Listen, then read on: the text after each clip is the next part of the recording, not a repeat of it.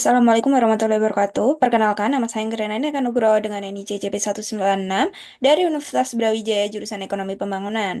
Nah, kali ini kita akan menginstal DB Visualizer dan konfigurasinya. Nah, pertama-tama kita pergi ke halaman eh, dbviz www.dbviz.com. Di situ kita untuk mendownload DB Visualizer-nya. Nah, di sini terdapat beberapa pilihan untuk beberapa sistem yang kita gunakan. Di sini ada Windows, Linux, sama Mac. Nah, setelah itu di sini kita melihat rekomennya untuk server yang kita gunakan itu apa. Nah, di sini rekomen saya gunakan adalah Windows 60 bit dengan setup bit Java. Setelah itu kita download saja. Nah, jika sudah terdownload, kita pergi ke menu file, kita pergi ke download. Setelah itu kita klik double seperti ini untuk menginstalnya. Nah, jika sudah, kita akan muncul halaman setup seperti ini. Kita next. Setelah itu kita next. Nah, di sini ada notif apakah kita mengizinkan DB Visualizer ini tuh change to your device. Seperti itu kita klik yes saja. Nah, setelah itu di sini ada kita checklist, create a start menu folder, dan create shortcuts for all users. Setelah itu kita klik next. Nah, ini jangan lupa dicentang untuk DB Visualizer SQL file-nya. Setelah itu kita next lagi. Nah, ini kita klik satu, create a desktop icon. Jadi nanti icon DB Visualizer-nya akan muncul di bagian desktop, seperti itu. Setelah itu kita klik next. Nah, di sini DB Visualizer-nya sedang menginstal dan sedang mengekstrak filenya. Nah, setelah sudah untuk mengekstrak filenya, setelah itu kita klik finish saja. Nah, di sini akan muncul tanda untuk aplikasi itu untuk segera terbuka. Kita tunggu saja. Nah, setelah itu kita klik accept untuk license agreement-nya. Nah, setelah itu kita klik free for forever agar kalau free pro trial nantinya kita hanya trial untuk beberapa bulan saja. Tapi kalau misalnya kita klik free forever, itu kita akan seumur hidup adalah mendapat free access seperti itu. Setelah itu kita bisa memilih kita di visualizer-nya itu UI-nya mau dark like atau half seperti ini. Nah, di sini saya klik like saja. Setelah itu kita next. Nah, ini untuk master password-nya kita skip. Terus habis itu yes I'm in. Nah, seperti ini. Setelah itu kita ke bagian desktop. Nah, di sini tadi kan kita mencentang create a desktop icon. Nah, icon DB Visualizer-nya di bagian desktop sudah ada. Setelah itu kita klik. Nah, di sini kali ini kita akan melakukan konfigurasi antara Udo dan DB Visualizer ini. Nah, pertama kita klik create database connection. Klik create database connection. Setelah itu, nah kita cari PostgreSQL. Kenapa PostgreSQL? Karena Udo tuh berkaitan erat sekali dengan PostgreSQL. Nah, setelah itu kita klik dua kali. Nah, di sini apa saja sih yang harus kita ubah di bagian database connection ini? Nah, yang pertama, pada PostgreSQL ini kita ganti menjadi Udo 17. Nah, untuk database ini itu sudah terisi otomatis. Nah, untuk bagian database PostgreSQL ini kita menggunakan bagian Udo. Setelah itu kita ke bagian database ini. Nah, kita menggunakan 017 underscore EK ini. Nah, ini kita ganti saja bagian sini.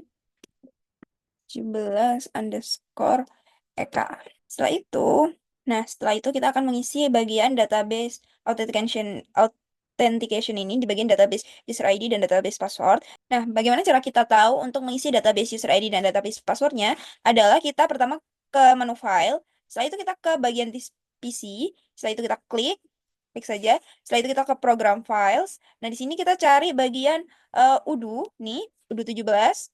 Setelah itu kita cari saja Udo.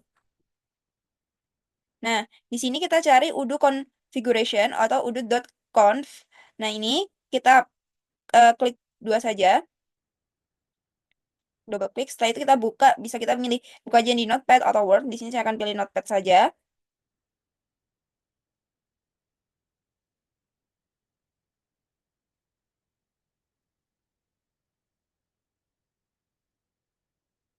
Nah, setelah itu sudah terbuka. Nah, di sini ada DB passwordnya, yaitu adalah OpenPGPWD, dan DB usernya adalah OpenPD. Kita copy saja. Setelah itu kita masukkan database user ID-nya, OpenPG, dan Passwordnya adalah OpenPGWD. Nah, setelah itu kita akan mengkonekkannya dengan dengan Udo. Nah, kita klik ping server. Nah, di sini sudah sukses bagian kita mengkonekkan. Setelah itu kita connect ke database-nya. Nah, di sini kita bisa lihat kalau misalnya kita sudah berhasil terkonek dengan database Udo. Nah, kita klik database ini. Setelah itu kita open object. Nah, bisa dilihat di sini kita sesuaikan dengan database Udo yang saya punya. Nah, di sini saya mempunyai dua database dan di sini juga terkonfigurasi dua database. Setelah itu, karena kita akan menggunakan defaultnya yang tadi saya daftarkan adalah bagian ini 017 EK. Nah, di sini yang saya punya adalah 017 EK defaultnya. Kita klik saja, kita open object. Nah, di sini untuk melihat apakah terdaftar PostgreSQL-nya. Nah, di sini di bagian public, kita untuk melihat tabel-tabelnya. Kita lihat bagian sini. Nah, di sini muncul bagian tabels. Nah, di sini ada bagian rounding, report, setelah itu teks, dan banyak lainnya. Nah, setelah itu kita ke bagian reference. Pada bagian reference kita tuh untuk melihat referensi antar tabel di UDO dengan database-nya seperti itu. Nah, di sini sudah terlihat tabelnya. Nah, bagaimana cara kita melihat bagian tabelnya? Kita klik double klik aja atau kita zoom seperti ini. Nah, setelah itu di sini kita bisa melihat bagian tabel-tabelnya. Nah, di sini kita akan melihat bagian spesifik tabel untuk melihat tabel tapi yang lebih spesifik. Nah, di sini. Nah, di bagian spesifik tabel ini kita fungsinya adalah mencari tabel salah satu tabel yang kita inginkan. Di sini semisal nah setelah itu semisal saya akan membuat di bagian jurnal, kita klik double klik. Setelah itu kita klik akun move dan setelah itu kita klik akun payment di sini. Nah, setelah itu kita klik OK saja. Nah, di sini kita bisa lihat garis yang saling berkaitan ini. Di sini kita bisa lihat terkaitannya satu sama lain. Nah, akun Analytic Line berkaitan dengan akun Move, dengan akun Payment. Nah, di sini mereka saling berkaitan seperti itu. Nah, di sini kita lihat di bagian akun jurnal ID-nya, kita bisa lihat kenapa pada bagian ID-nya itu hanya bertuliskan serial saja. Nah, di sini kenapa tulisannya adalah serial? Karena adalah tipe data khusus untuk PostgreSQL yang secara otomatis menghasilkan data unit yang berurutan seperti itu. Angka unit untuk setiap barisnya. Nah, di sini mengapa di sini adalah alias ID-nya, default ID-nya adalah di sini adalah integer karena untuk menyimpan angka bulat seperti itu. Nah, setelah itu kita bisa lihat di bagian akses token, di sini adalah memakai karakter varying. Apa sih fungsinya karakter varying itu? Nah, di sini karakter varying itu adalah tipe data yang digunakan untuk menyimpan teks dengan panjang variabel. Nah, bisa dilihat di bagian kode ini adalah karakter varying 5, yaitu yang artinya kita tuh bisa menentukan batas maksimum karakter dalam tanda kurung seperti karakter varying 5 yang artinya kolom tersebut itu dapat menyimpan hingga 5 karakter seperti ini.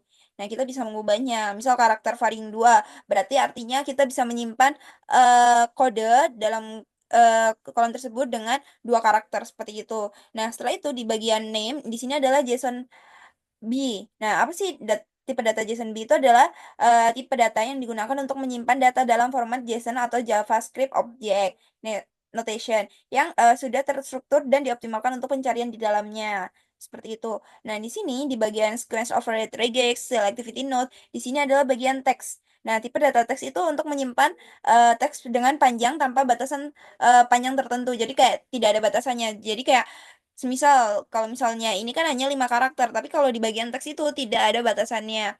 Setelah itu, di bagian active ini sampai show on dashboard ini adalah memakai boolean. Jadi boolean itu adalah tipe data yang digunakan untuk menyimpan nilai true or false seperti itu. Jadi idealnya untuk kolom yang menunjukkan status aktif atau tidak aktif atau flag tertentu atau pengaturan yang hanya memiliki dua kemungkinan.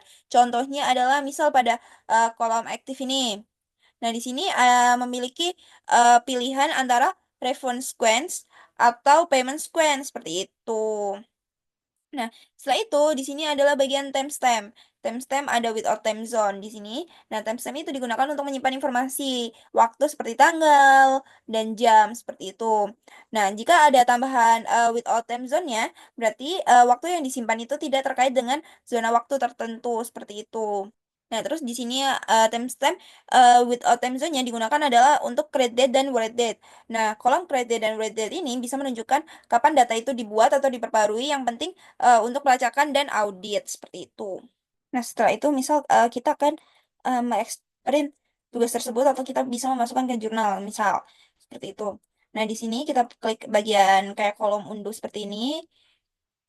Nah, di sini ada kita klik export graph. Di sini ada output formatnya kita bisa memilih akan menggunakan JPG, GIF, PNG, SVG, PDF, EMF atau email. Sebenarnya saya menggunakan JPG, formatnya kita next. Setelah itu kita ekspor. Nah, kita klik di bagian sini. Nah, sudah masuk nih, teman-teman.